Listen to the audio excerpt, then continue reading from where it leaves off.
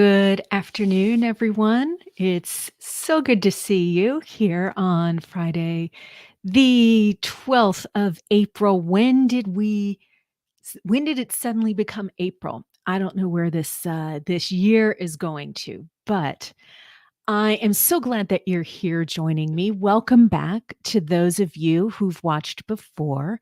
And hi to everyone who is catching the replay. I am Dr. Julie Allig, aka the Data Diva. If you're watching live, it's good to see you here on this lovely afternoon in New Hampshire. Yes, you can hear the sarcasm practically dripping from my voice there, I'm sure. Let me do this real quick. Oh my gosh, it is gray. It is rainy out here, but that's okay because we've got some cool stuff to talk about in terms of data analysis, in terms of AI. Very exciting. Very exciting. I am here live every Friday at 3 p.m. Eastern, 12 Pacific. Except for days like today when we had some workers here in my house. And so I needed to push this back until 4 o'clock so that we didn't have jackhammers and other fun sounds competing with our discussion. Um, just a reminder for those of you watching this over on LinkedIn, you can certainly watch these over there, but I'm also streaming this over to my YouTube channel. You can catch it over there. And over on YouTube is where all previous live streams are stored, as well as a couple of other videos. Next week, we're going to continue with the theme of AI, generative AI. And I will be reporting back from an AI conference that I'm going to be attending next week down at MIT's Media Lab down in Cambridge, Mass. I am so excited about this conference. It's called Forging the Future of Business with AI. I mean, what could be better, right? I cannot wait to hear some of the speakers. There are also going to be panels. There are going to be pitches, pitch competitions, and not just seeing the people who are presenting or pitching or whatever, but I'm so looking forward to seeing some of my business colleagues in the AI sphere who I only know because we've been on Zooms together or, we've been in other kinds of groups together virtually. So I'm going to get to see some of them in person. I'm so excited. So anyway, next Friday afternoon, I'm going to talk about what the themes were, what I heard that surprised me, what I heard that excites me. So if you are interested, catch me next Friday at 3, like usual, or catch the replay and think about what questions you might have. Or if you're watching this in real time, if there are some questions that you've got that you'd like me to keep my ear to the ground to see if I can get some answers, go ahead and drop me a DM. Drop me a message over here on LinkedIn or drop me an email at julie_allig at jlaanalytics.com. But today, we're going to talk about generative AI as a double-edged sword. And I got thinking about this because of a couple of conversations I've had in the past week or two. The first one was a professional webinar that I was part of, and there was quite a lively conversation about this going on in the chat. And then later, so this week, I was contacted by a business colleague who does a lot already with generative AI. And this colleague is not, though, a specialist in any kind of statistics or data analysis or anything. She's got expertise in another field, but despite her other field, she's using a lot of AI to try to bring that in and improve her processes and improve her analysis. This is someone who hasn't really had any training per se in analyzing data. And what caught her attention, among the many things with Gen AI, especially with ChatGPT and Claude, was the fact that you can upload a data set and instruct the GPT to analyze it. So you can upload a data set of, let's just say, sales for the past 16 quarters and instruct the GPT to project out another 3 quarters or 4 quarters or something like that. And she was doing a little more than that, but that gives you kind of the sense of what we're talking about here. And there was a it turns out there was some confusion about what exactly is happening when a user, takes a data set and uploads it into a generative AI like ChatGPT.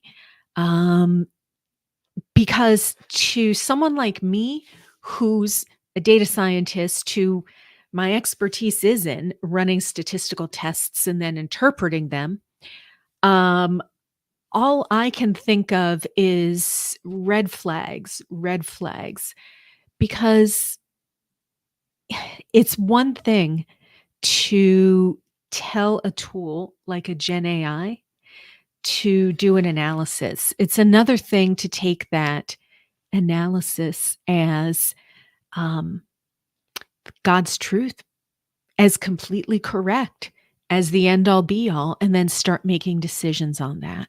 Now, her mistake, and that of several others who I've contacted about this since I first was in this webinar, their understanding was, well, I know that ChatGPT you writes Python in the background, and so I thought everything was fine.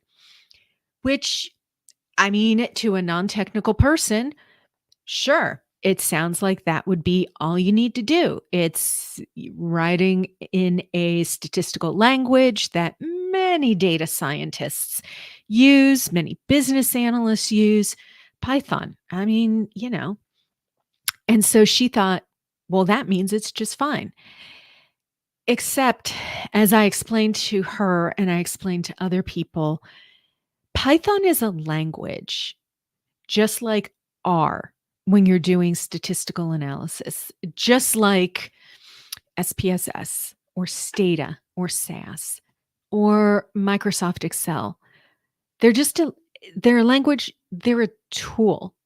They're a tool that allows you, the user, to tell a computer program what you want it to do. And it does that. It absolutely does that.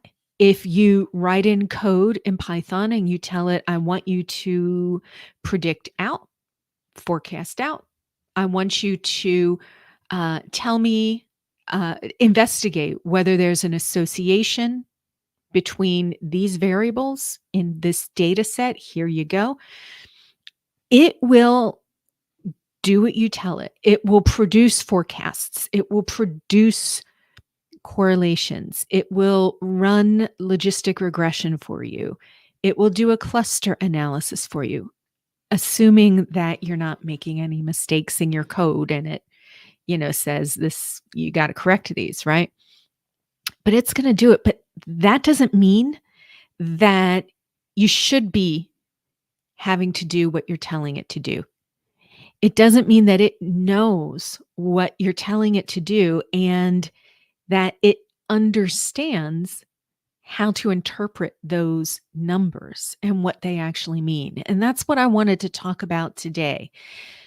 Because don't get me wrong, I am just floored by all the things every day, every week, all the advances in generative AI.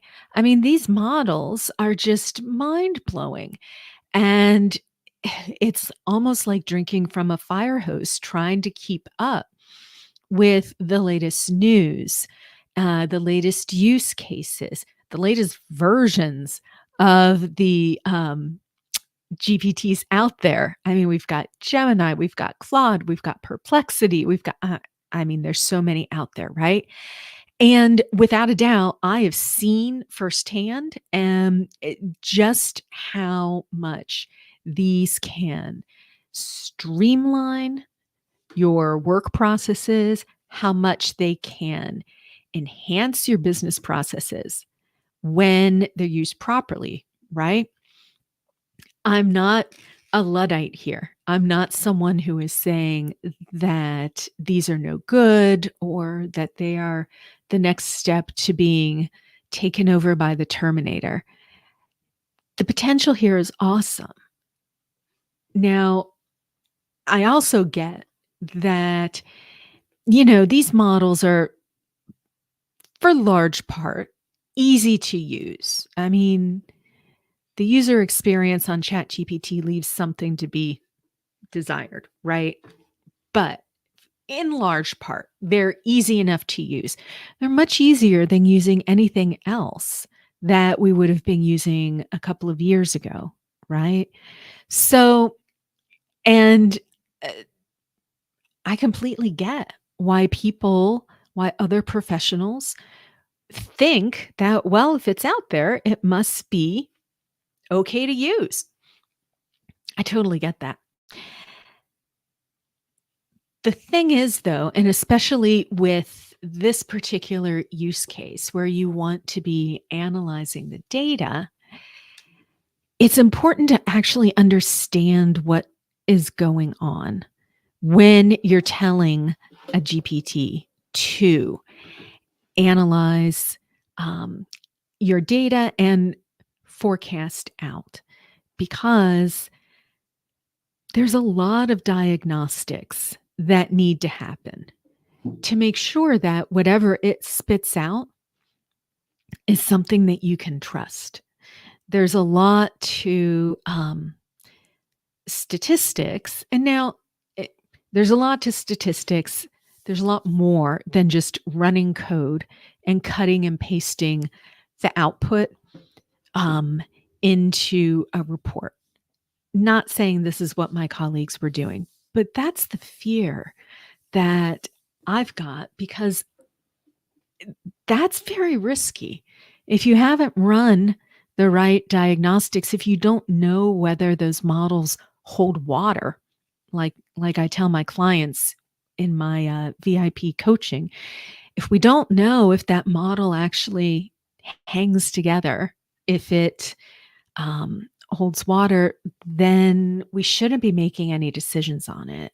It would be a very bad idea to be making decisions on it. Now, that said, a lot of these diagnostics that we need to run are not rocket science. They're really not. They're simple. But if we don't run them, then again, it's very risky. And running them might be as simple as when we write our prompt, when uploading a data set, not just saying, I want you, the ChatGPT, to forecast something.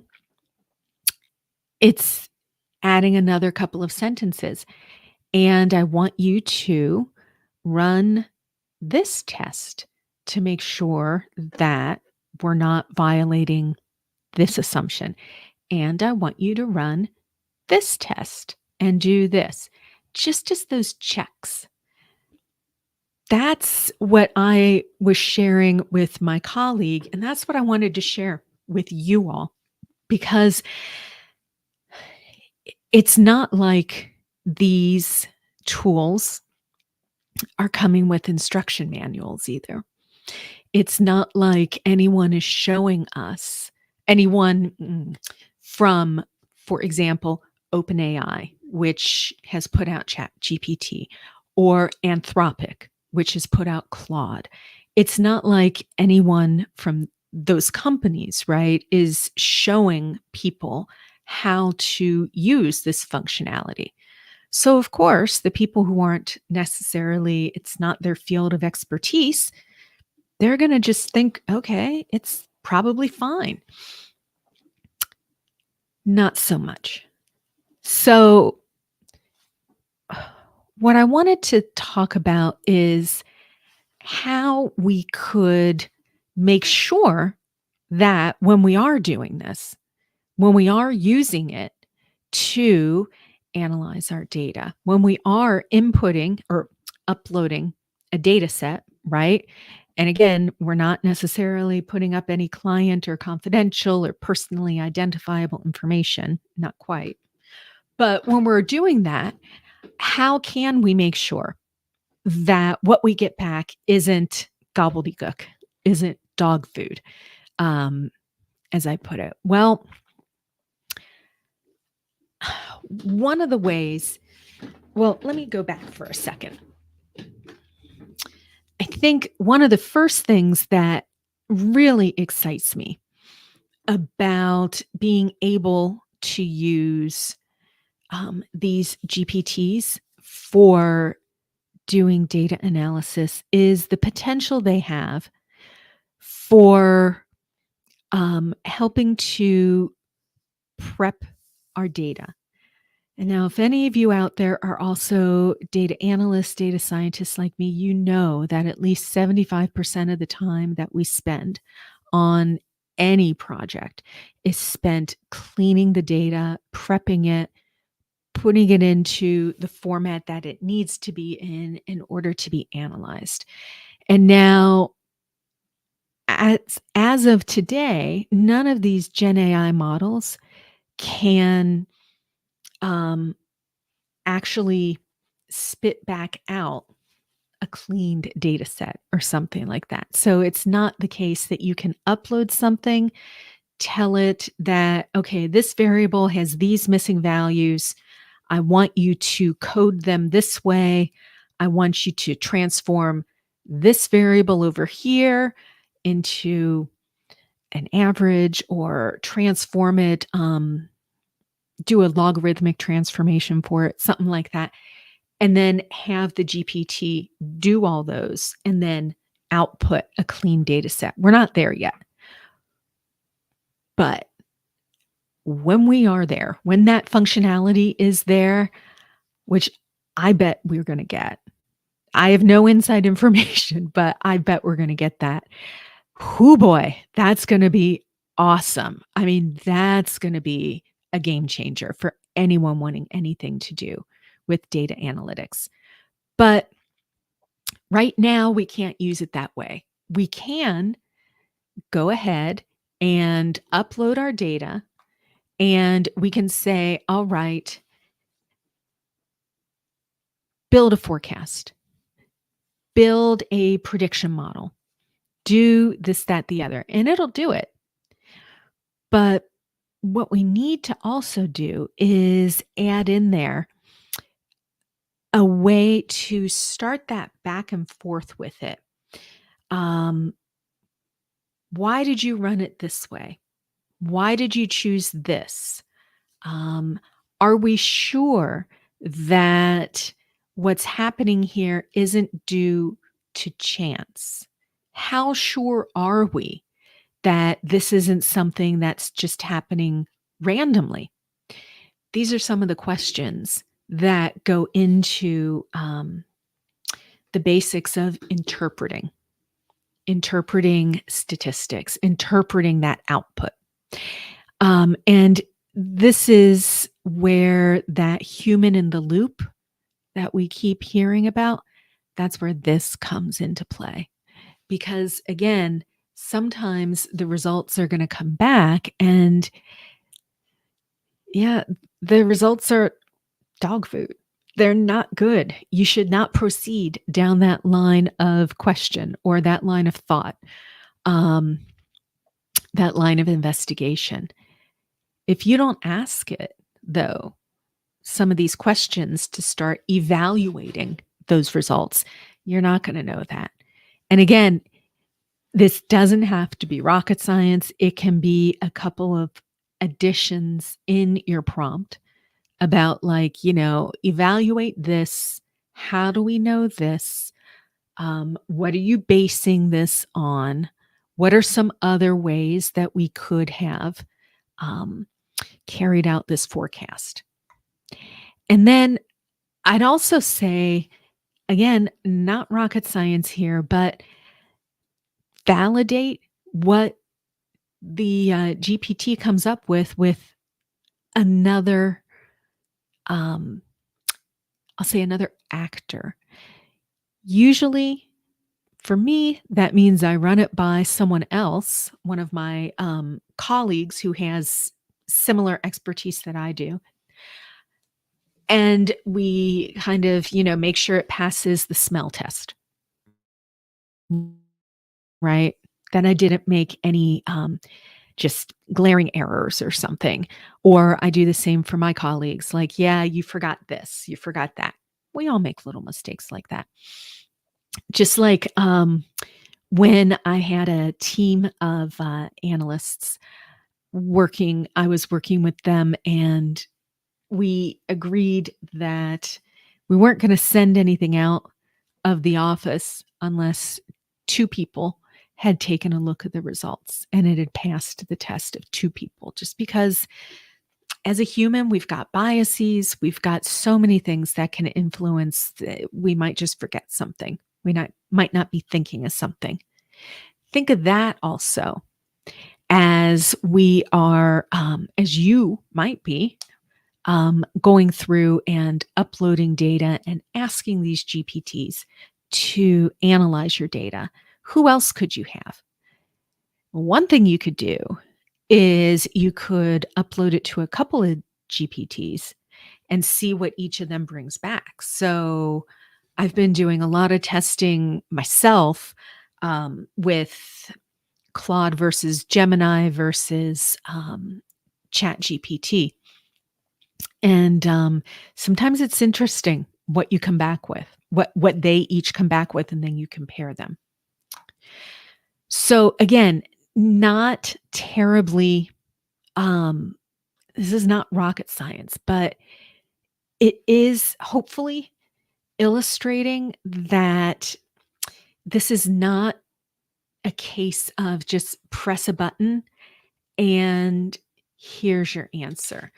Even though it seems that way, because we can just upload some data, get back some results, it really does need to be a little bit more than that. And I had one example of the risks if we're not careful when we are running these, and if we're someone who doesn't necessarily have the expertise, it's very easy to potentially get in trouble. So I wanted to show you all. I've got here we go. Okay. And I'll put this in slideshow for you all. So it's a little embiggened. There you go. So just as an example, I am doing some work right now for a client. There is, by the way, there is nothing in here that is any kind of client confidentiality being breached or anything. And this is not something I'm uploading to any of the GPTs. But I show you this because this, for example, is an output from R. And what I'm trying to do here is see about the influence of race and ethnicity on a certain outcome. And I told R, run this for me and produce these, results of the statistical tests. This is the same sort of thing, perhaps, that you might see if you were to upload something to GPT, things like that. Problem is, unless you know what you're looking at here, this model is dog food because the p-value of my independent variable here, this is a logistic regression model, because my p-value here is 0.09 and my significance level that I've set for this, for the results that I need and my clients need, is 0.05. And so 0.09 is much higher than 0.05. I know it doesn't seem like it, but to those of us who do this every day, this is not significant. Okay. And if you didn't know that you were looking at your p values, you didn't know that you needed to pay attention to that, and you didn't know that you didn't need to worry for the present about all this other stuff here, this the standard error, the z value, et cetera, et cetera, et cetera, you might just go ahead and say, yep, there we go. This is my output. I'm all good, and continue. This, my friends, is not a model that we should continue with. And that's the risk that people are running. All of these programs are just tools. They're tools to help you understand your data and potentially trends going on in your data. But unless you understand how to interpret them, then it's very likely that you're going to end up with making some bad decisions. I'll just say it. So, what do we do? What can we do? I think that what we do is a lot less involved than what you might think. I think there are a couple examples. One is like I'm playing around with making sure that my prompts are specifically saying, okay, test for this. And if the p value is this level or above, then return text explaining that to me, something like that. For forecasts, if we're doing time series forecasts, there are certain things certain patterns that you want to be on the lookout for in your data. So you would include in your prompt something about maybe seasonality, it's not something, this is not something that is a complete obstacle. And I don't want everyone to walk away with that. I think that if we use this responsibly, then this is just going to be so powerful. And using it responsibly could be as simple as including a few things in your prompts to make sure that we can actually rely on the analysis. It also might be something like a custom GPT that has all of that already baked in. So when you do upload and you tell it what you want it to do, it already knows to do all that, to run all these diagnostics. And that's something that I've done, and that's having some good success. So you could think also about doing your own GPT and making it available to you and your team. And then you could simply upload and accept whatever comes back down because you've got that confidence in there. But without that confidence, my friends, be careful. So I hope I've given you something to think about for today. I want to thank you again for joining me. If you're watching the replay, thank you for watching. If you've got any questions, drop them below in the comments. And if you've got really long questions or something, feel free to reach out. Just drop me an email at julie_allig at jlaanalytics.com. Are you curious about using AI to streamline your business processes and maybe even do some of the heavy lifting of your analytics of your business data? Maybe you really do like that idea of a custom GPT built just for your business. Book a call with me, learn more about how I can support you. Click the link down below in the description to find a time we could connect. And until next week, go forth and analyze.